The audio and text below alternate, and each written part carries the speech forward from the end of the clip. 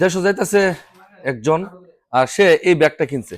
আর এই ব্যাগটার মধ্যে এটা হচ্ছে 1 কেজি, এটা ½ কেজি, 1.5 কেজি চকলেট এটার মধ্যে ঢুকামু। আপনারা যারা দেশে যান এরকম চকলেট নিতে পারেন। হাত ব্যাগে এটা কিন্তু ওজন মানে আপনার ধরবে না। আর এই চার্জার এগুলা আপনারা কি করবেন, এই যে এখানে দেখেন ব্লুটুথ আছে 2টা, 3টা ব্লুটুথ, একটা চার্জার, এগুলো আপনি প্যান্টের পকেটে ঢুকাবেন। এইগুলো অযথা ব্যাগিং এ দিয়া ওজন বাড়ানোর কোনো দরকার নাই। ওকে, এই যে দেখেন সবগুলা। আরেকটা কথা, পাওয়ার ব্যাংক হাতে প্যান্টের পকেটে ঢুকাবেন। এখন এটার মধ্যে এই যে দেখেন, দেখেন আমি কেমন ঢুকাইতেছি। হ্যাঁ, 1 কেজি কিন্তু অনায়াসে ঢুকে গেল। হ্যাঁ,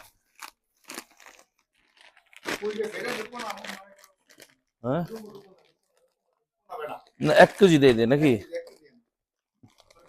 দেখি, ব্যাগটা একটু বেশি ছোট আকারে। আচ্ছা যাক, এই যে প্রথম।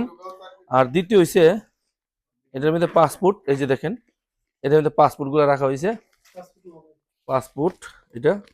আর সাথে এই যে এখন এটার উপর দিয়া এগুলো এখন দিলে আর সমস্যা নেই। তারা যদি চেক করে তাহলে এই যে এগুলা ধরাত পড়বে, বলবে ভাই সব চার্জার মার্জার। এটা যেহেতু বড়, এটা প্যান্টের বড় থাকলে সমস্যা নাই। এই যে তার, হুম, শেষ, এই যে শেষ।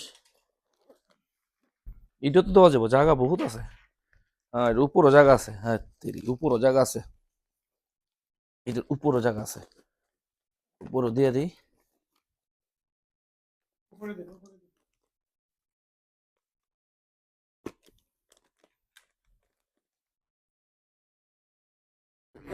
না না, টাইট হয়নি, একবার ঢিলা।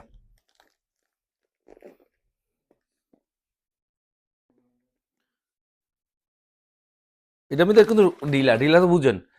1 কেজি চকলেট আছে, মোবাইল চার্জার, এগুলা যদি সমস্যা হয় প্যান্টের পকেটে ঢুকাই নিতে পারেন। ওকে, এই যে দেখেন এখন এটা এভাবে থাকবো।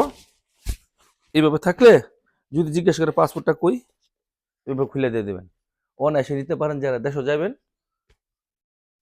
একটু বড় কিনলে আপনি 2-3 কেজি সামান নিতে পারবেন। একবার সিম্পল ছোটটা কিনে হয়েছে, একবার ছোট্ট এটা।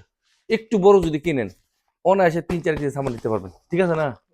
যাই হোক, ভিডিওটা শেয়ার করবেন। যদি প্রবাসী হয়ে থাকেন, প্রবাস থেকে দেশে যান, তাহলে এটা। আর স্বর্ণগুলো আপনার এই পকেটে রাখবেন, বুকের পকেটে রাখবেন। স্বর্ণ এটার মধ্যে রাখার চেষ্টা কম করবেন। তারপরে যদি বেশি স্বর্ণ হয় এটা রাখবেন, তবে স্বর্ণ রাখলে এইভাবে ধরে রাখবেন। স্বর্ণ বুকিং এ দিবেন না। মোবাইল যদি দামি মোবাইল হয় তাহলে একটা মোবাইল হাতে রাখবেন, আর বাকিগুলা সব বুকিং এ দিয়ে দিবেন। স্বর্ণ বুকিং এ দিবেন না। ভিডিওটা ভালো লাগে শেয়ার করবেন। আসসালামু আলাইকুম।